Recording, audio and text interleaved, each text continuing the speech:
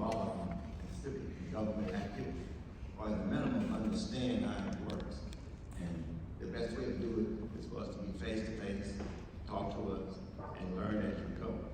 We also have a mayor's council where we actually have students that join this organization, and we take the time, within a year's time, to bring them through different departments of the city. And you see the back office stuff that we actually do, because you don't get a chance to see that. Yes, you're gonna graduate, yes, you're gonna go to universities, yes, you're gonna go to other places, and do that. But when you go there, you're gonna go armed with understanding how government works. And you can say you're from Alexandria, Central Louisiana, you'll know how government works. And you shouldn't be afraid of it, but get involved and be a part of it. So that's what our student mayor's council is all about, doing that. So at some point, you can check with your council in the office and see if you want to try to put an application in and be a part of that the upcoming year. So we welcome that. So with that, we understand that there are some prepared questions that you have for us. So what we try to do is take those questions and get as far as we can. I know you have to go back to class, but again, we appreciate you taking the time to spend with us this morning. So walk in. Yes, sir. So we have a lot of questions. I mean, I was handed a lot of questions, which is really exciting. So first off, the first question is, as a conservatory student, a lot of these people are conservatory students, so I'll start with an easy one. What is your favorite musical? My favorite musical? Yeah. Wow. Well, that's a lot of music. I can tell you one thing. Your favorite musical?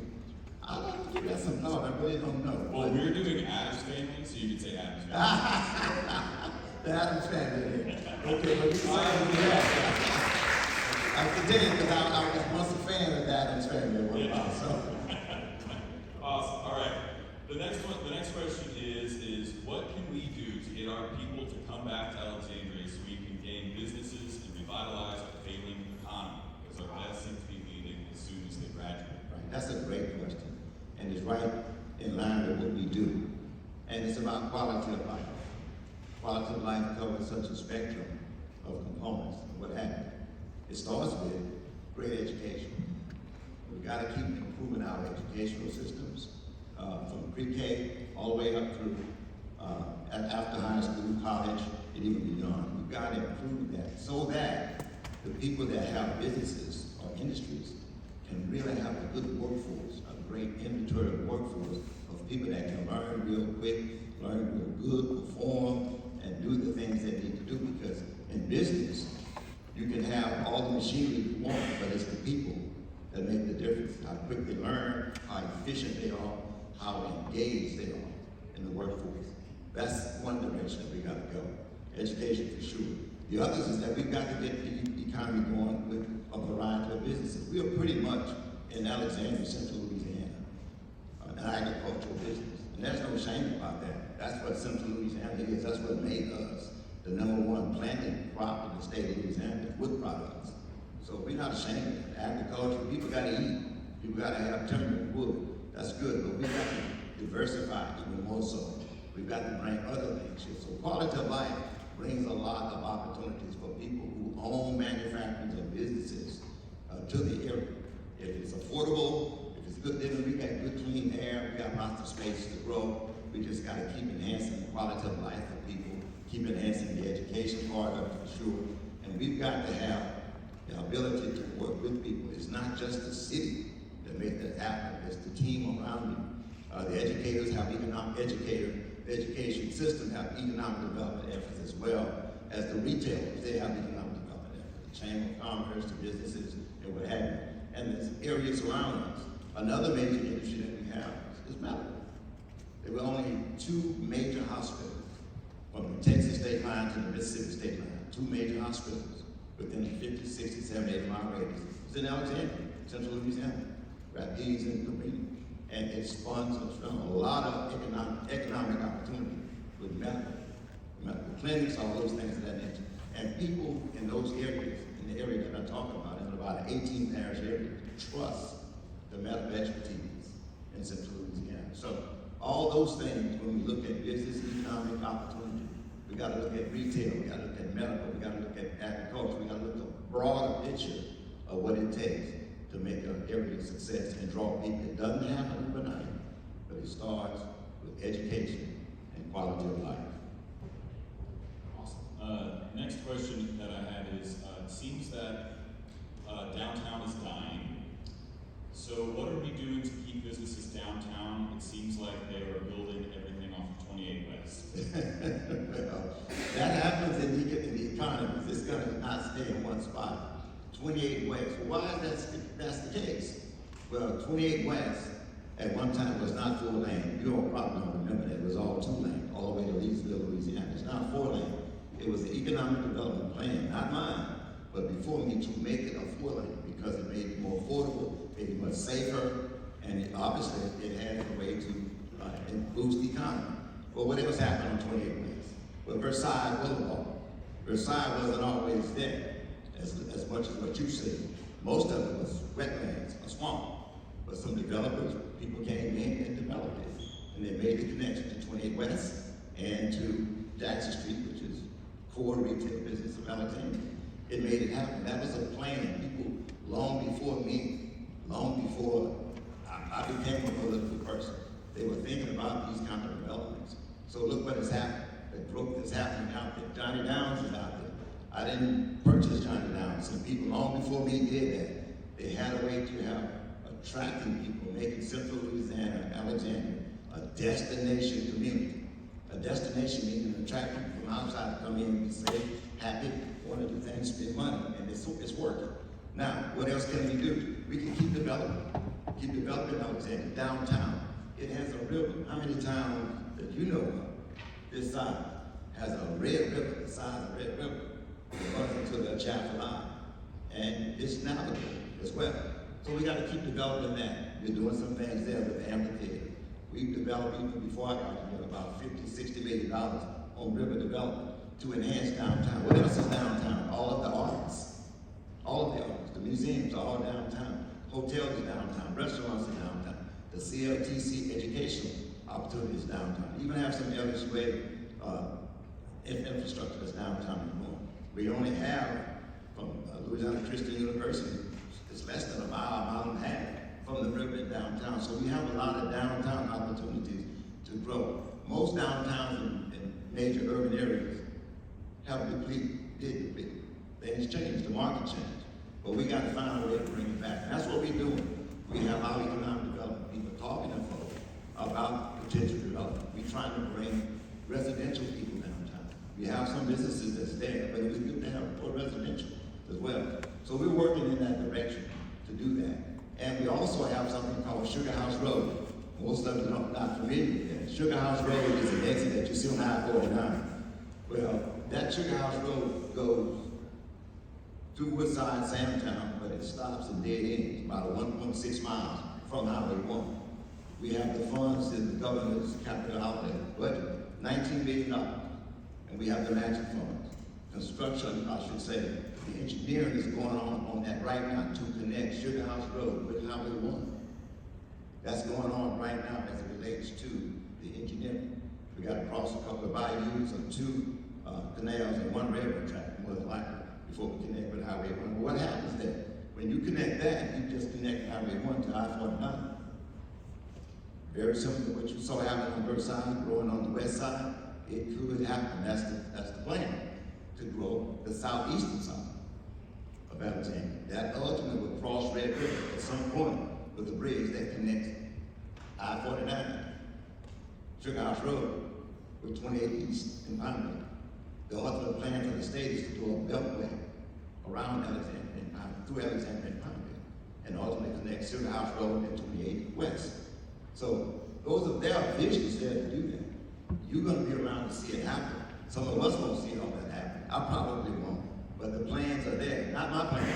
They're working with other people, working with other municipalities, working with the state government, working with the federal government makes that happen. So you can't just be an entity to yourself in development and business development, economic development. You've got to look at the broad picture, and it takes networking and working with other people to get things done. And that's why you're doing what you're doing, and In high school, you do the very best that you can do and move on and do even greater things educationally. Do those things, challenge yourselves so you can be a part of that. And you can say that you heard somebody talk about it, this was going to happen. Like I said, I may be gone somewhere, but you'll be here to do it, and you're going to have the skills to do it. And they got to hire the people to be able to do it. So that means it's going to be employment opportunities, growth opportunities from people surrounding the area in Central Louisiana. Next question is, what will we do about the high murder and crime rate? Okay, the high gun violence, murder rate, crime rate, it is something that nobody's happy with. In any city in the United States, it is happening. But why is it happening? It's a lot of reasons. I'm not the guru that can tell you exactly why it's happening, but we do know this, that in our area it's on a decline. The trend is showing, our numbers show it's on a decline. But even one that takes place is one too many as far as we're concerned. So we're working on that.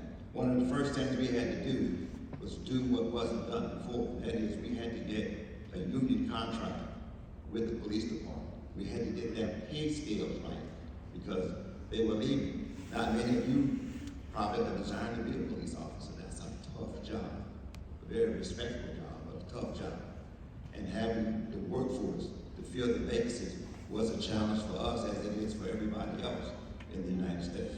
But we fixed it. We have one of the better pay plans that's in the state of Louisiana. Now, that still don't make the job go. The vacancies be filled overnight, but we're working on doing that. We're working very good on doing that. As I mentioned before, our crime compared to last year, we less than 50% of what we were with gun violence and murder rates, what we were last year. So it's on a decline. A lot of things are still happening, not going away, but it's not going up like it was before. It's going to slide down. We're going to keep working in that direction. We can't do that just by talking about it. It takes great policing, but more than anything else, it takes you all. It takes the public. We can't do it by ourselves. It takes faith-based groups, churches working with us. It takes parenting, families to work with us. There are ways to fix problems other than through violence. But when you can start working in that direction, and start working with economic development for people, spendable income is more than what it is right now. We have a low spendable income in a lot of areas of our community. Some areas as low as 28 median income, middle income, $28,000 per household. And sometimes there are 2 generations or more in one household. That's tough. In some areas we have $65 median income. Nobody did anything wrong.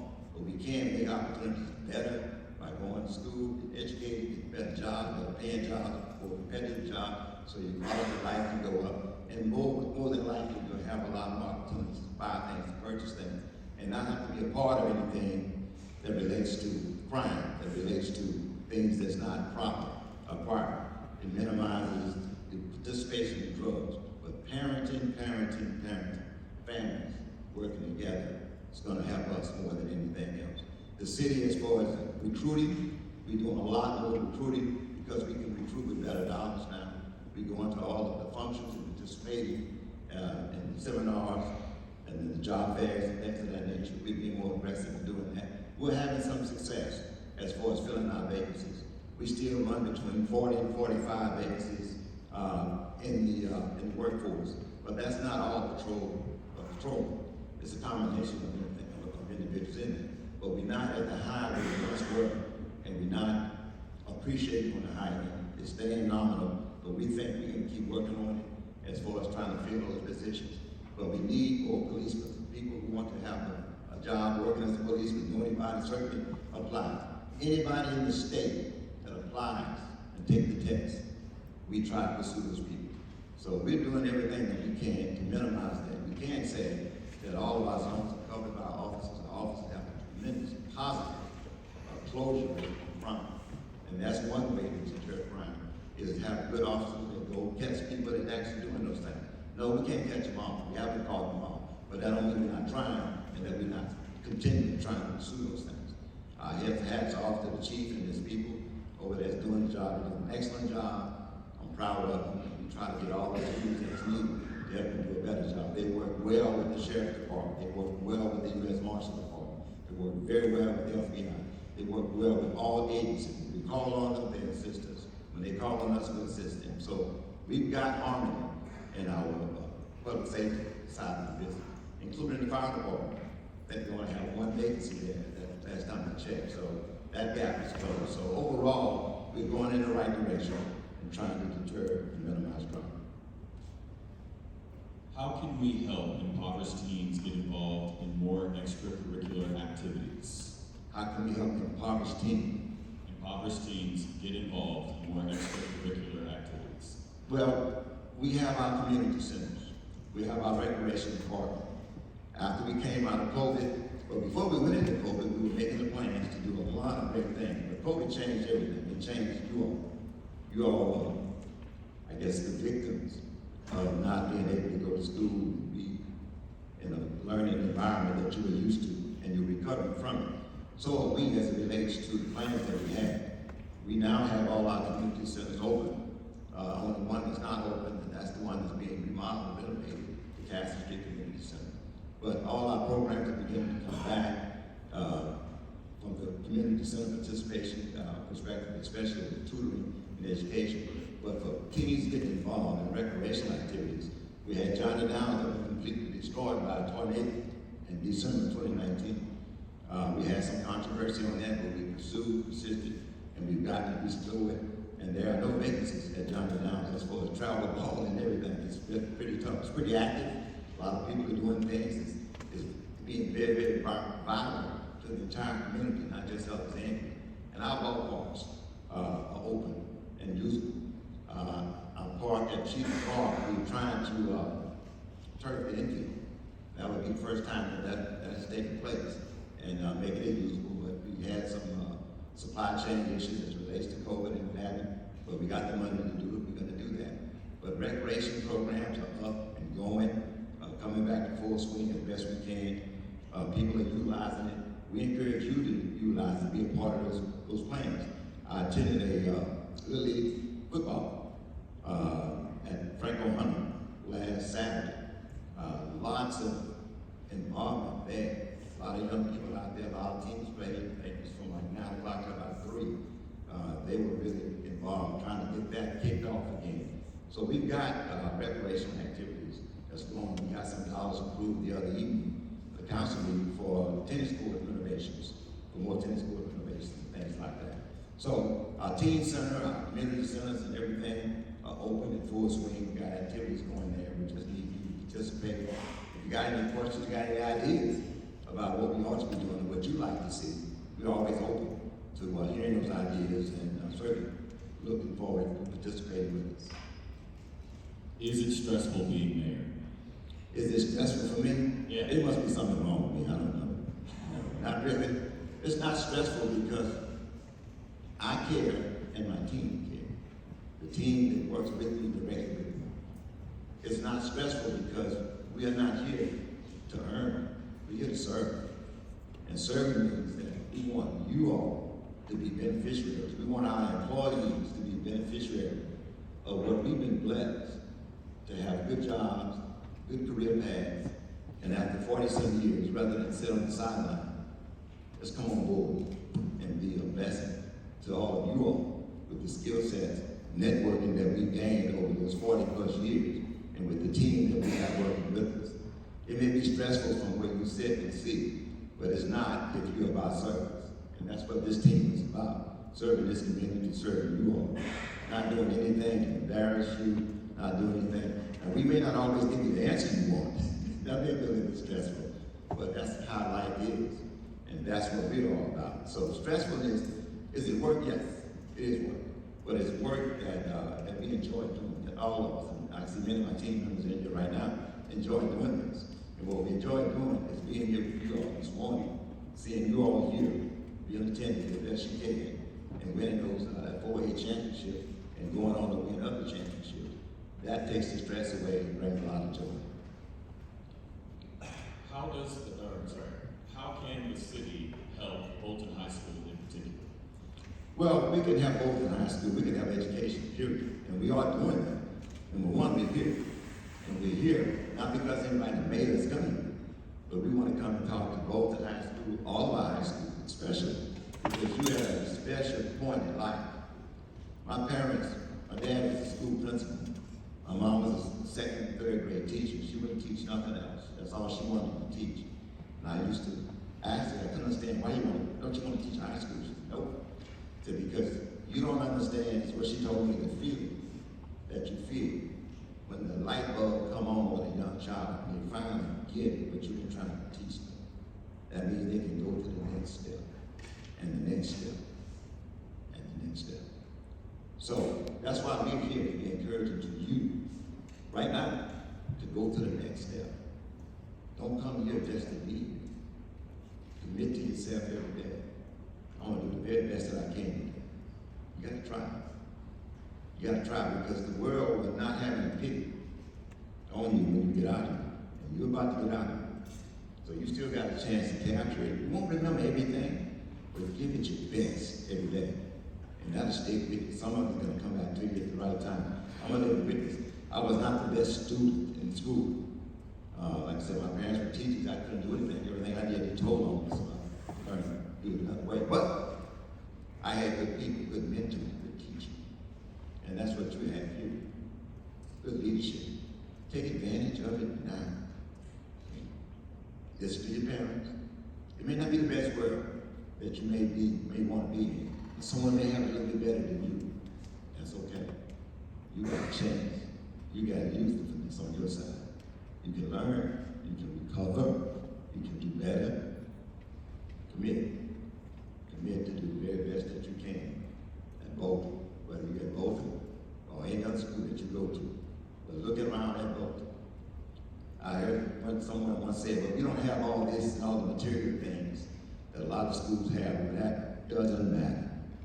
What matters is what's in your head, what's in your heart. So while you're here, get as much as you can in your head and go to that next level. You can't go there all at once. You just got to go to the next level. But this is where you prepare yourself to be successful at the next level. So keep that in mind. You're here, be encouraging not only to yourself, but be encouraging to others as well. How do you plan to break generational cycles of poverty? And they wrote #proud to be a bear. Proud to be a bear. Proud to be a bear. That's just a proud to be a bear. All right. How do you break generations of poverty? A person can't do it. We're here to encourage you. You got to do it. You got to help us do it. You do well, your family is going to do well. We do well in Alexandria, the towns around us going to do well. What does that mean? Is we have to keep the retail businesses that we have right now. It's good to bring new ones in, great. What about the ones you got? You got to keep them vibrant. You keep them vibrant by keeping them involved and recognizing the economy. Recognize what's going on. Recognize ways we can jump in and make it better. And this is what it's all about. How do you do that? You increase wealth, enhance wealth in different ways. Bring in bigger business, more business. You have better education. You can get better paying jobs and be more competitive and successful in your competitiveness because you're going to be competing with each other for jobs. But you got to have the tools and the mindset and the heart set and the stamina to stay focused. You can't keep changing. So you make the economy better and the poverty that we have can be improved by doing what you're doing. I keep harping on that because that's where it is. It's all connected to the tools that you have to work with once you leave Bolton Bears. Because you're in another world, ain't it? You're in a world of competition. We had a chance to work with, when I got out of college, Grambling State University in Maysville County. First job I got was selling encyclopedias. I wasn't good at it. I don't think that lasted about a week, 2, or whatever. But ultimately, I got a job with the city of Alexandria, working in the customer service department and ultimately working in the accounting department. And ultimately working as an assistant internal auditor with the city. I stayed there 7 years. I left and went to another place, legal services, as a law firm, not a lawyer, but accounting guy. And I worked with police career, about 6 months. Then I went to Cleco for 32 years and worked there as an accountant, local manager, regional manager, area manager, general manager, vice president, senior vice president, and ultimately retired. And I say that because I wasn't born with a silver spoon in my mouth. Had to work for it. Had to leave for 20 years throughout the state. You may have to do some of the same thing, relocate and be competitive. So you work your way out by starting and keep doing what you're doing right now, and it'll pay off. That's how you work your way out. You can't work the entire city out. You have to do it individual by individual. And that's what you're doing. That's what education is about. And that's what we're trying to promote. What strives you to be a good leader, and what advice would you give for inspiring leaders? Well, again, you've got to have clarity of understanding, you know, your craft. The leader in the generation that you're in right now, or the age group that you're in right now, is a different thing. Someone is a leader on that powerlifting team. And sometimes they just rise to the top. But someone that's committed. I think being a leader, first of all, you got to be a good follower. More than anything else, you got to be a good follower. Just because you have a leader, you may not be the leader of the school, but you may be the leader of the team, the leader of the class, the leader of the spelling bee, whatever the situation may be. But you got to be a good follower. And good leaders have good understanding, great understanding, and they have to understand the bigger picture, the broad picture. And that's why you're at that age group now in high school. You have to look at the big picture of school. It's not about your one class. It's not about, you have to look at the big picture and have a broad understanding. And when you have a broad understanding, you have an ability to respond to unusual situations.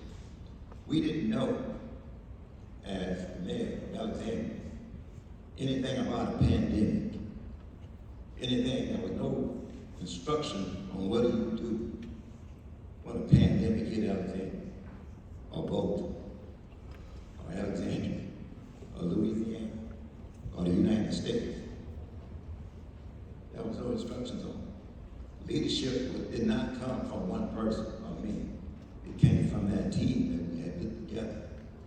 We spoke and talked about it. That team included Jeff Powell, the superintendent of school. That team included Dr. Correa at LSU, CLTC.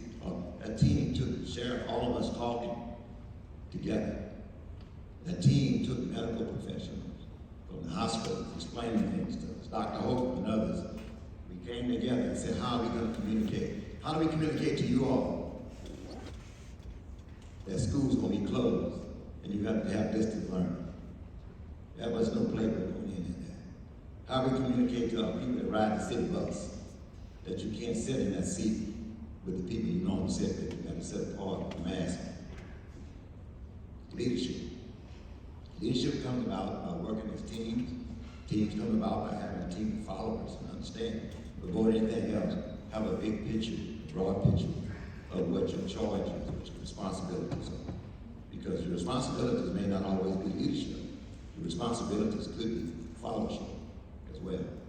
So for us as mayor, that's what it took for us, for me, to be a team and not be selfish and try to look just for the accolades to go to one person or one group of people.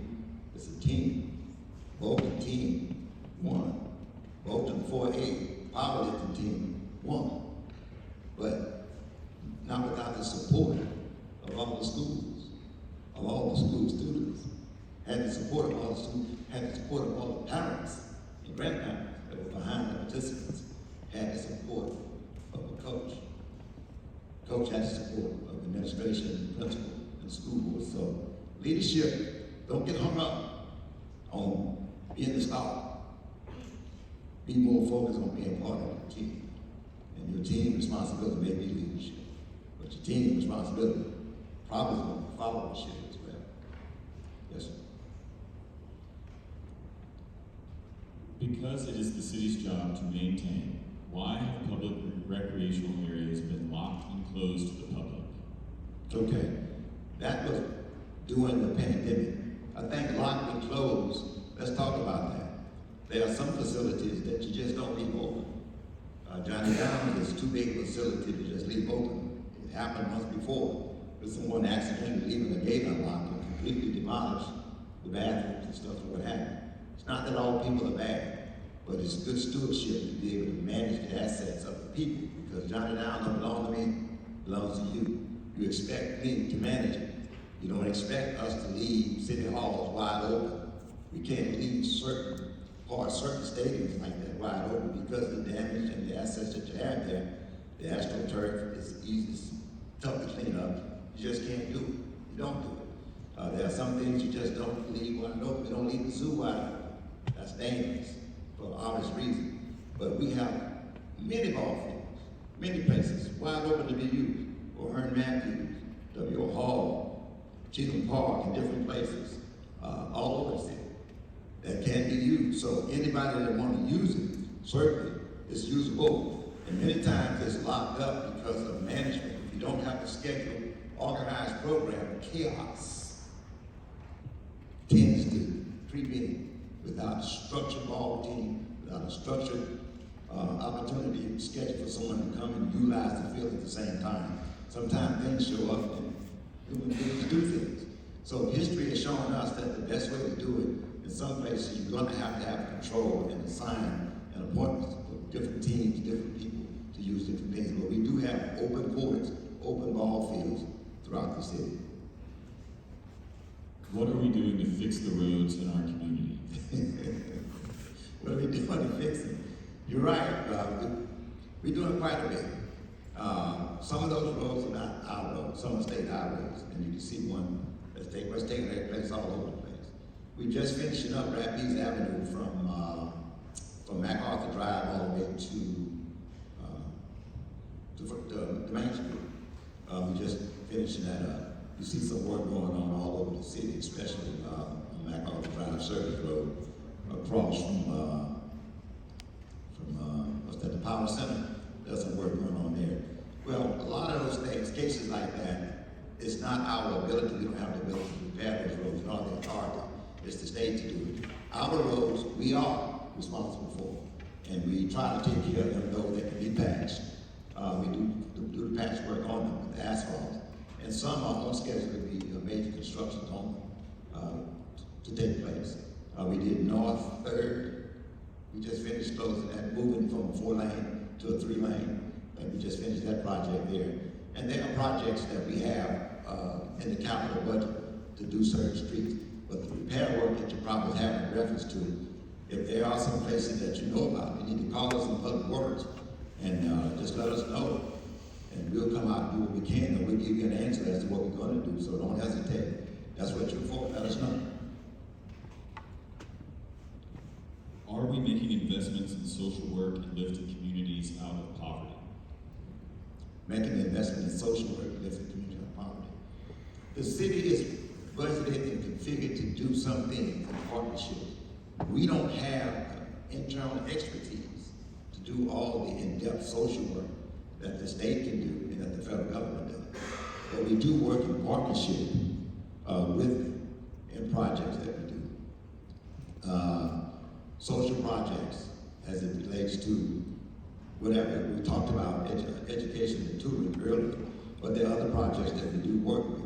One of the projects that we partner with the Homeless Coalition, with some of the homelessness that we see so much of in all the cities, but we see too much of it because people are falling through the cracks. We work with the Homeless Coalition in other areas with that as concerned there.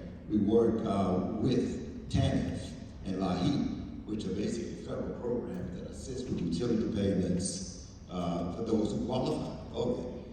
We work with a lot of public programs, social worker programs, even as it relates to public safety. So we have programs that we work with, but the city itself does not have a social worker program other than the community centers that we partner with other agencies that we work with, school board, medical, vaccinations, all those things. Okay, why are there so many departments that still do not have directors? I understand you're waiting for a pay study, but isn't a contract mismanaged when it's delayed prevents progress? No, that's not the case. We have vacancies, but those vacancies are temporarily filled by very competent people. We may not be able to get some of the people that we want to because we tried before, and they're just not coming for the salaries. The problem there is what they're having reference to a salary survey. The survey, it goes out and compare people like you or people with the city of Alexandria against other people in Monroe, Shreveport, other places, what their pay scale is. We had not done that for the city in 13 years. Not we, but it had not been done. So the city's pay scale this year, where everybody else was going up and meeting and keeping up with the competitors of the scale. So our people were severely underpaid. So we did a pay study. And the pay study will come back and give us and tell us where we ought to be. We're just about at the end of that study. We don't want to study where someone throws something together and just give us anything. We want something that's competitive and definitive. And we should be getting that in the next 30 days or so as to what that outcome of that study is all about. Meanwhile, we did move the employees up by 10% in the classified end because we know after 13 years, you're probably way under the market. So this study is going to give us an idea of where we are with the market as far as what we should be paying our employees based on that. Now, those other jobs are what's called unclassified jobs that are vacant because those jobs don't come under civil service. And I know I'm going into a whole level of new things. Welcome to government. So the unclassified jobs are not bound by civil service rule. It's only bound by what you can budget and afford to pay. Well, those jobs are not budgeted for at this particular time. And so we have people filling those jobs in the interim, temporarily, until we get the pay study. And then we'll see what they pay, what the pay should be. Then we may be able to advertise and get full-time people there. But right now, the city is functioning. It has not stopped the city from functioning, and we're functioning at a very high level. What were your goals when you became mayor, and do you feel that you have achieved them? The goals when I became mayor was that, number one, didn't want to go in knowing everything. I thought that I knew everything because I don't. I didn't. I was blessed enough to get the right people that agreed to come to work with me, not for me, but with me. And we in turn went into a transition study. We got people like yourselves from the community to help identify prioritized areas that we need to work on and work in. And it worked out beautifully. They did a wonderful job. After about 80 days, we had what we needed. And that's the template, that's the plan that we've been following. So with that, I guess that means something. So with that, yes, we've achieved some goals. Those goals that they came up with are the ones that we went at. And we got projects to come under each one of those priorities that they suggested. And despite COVID, despite 2 years of COVID, despite ice storms, despite law storms, despite all the things, we have significant progress. The 16th Street Bridge, the $19 billion we talked about with the Sugar House Road, all those projects, the amphitheater, $7.5 billion that we got to try to keep that project going. Rebuilding of Johnny Downs when it was torn down. 10 new 8-train buses that we got. Many new garbage trucks and other equipment that wasn't old, it was old and dilapidated, and just oodles and oodles of other things. Unfortunately, at this particular time, we did get hit with the cyber hit, and that did set us behind a little bit, but we're climbing out very slowly. So I'm very proud of the fact that we were able to do some things that the citizens said they wanted done. We got them done. We got it done because of good leadership from the people that work with me, from the people that work with them, and from you all being very, very patient and decent citizens. Therefore, the only thing that makes me happy is to see all of you all graduate, do very, very well in life, and move on to the next level, and come back and say one day, I remember what you said, and I took advantage of it, and it paid off. So, I heard the bell ring. Is that it? Well, I thank you all for being so patient. Thank you for the great question. Appreciate it.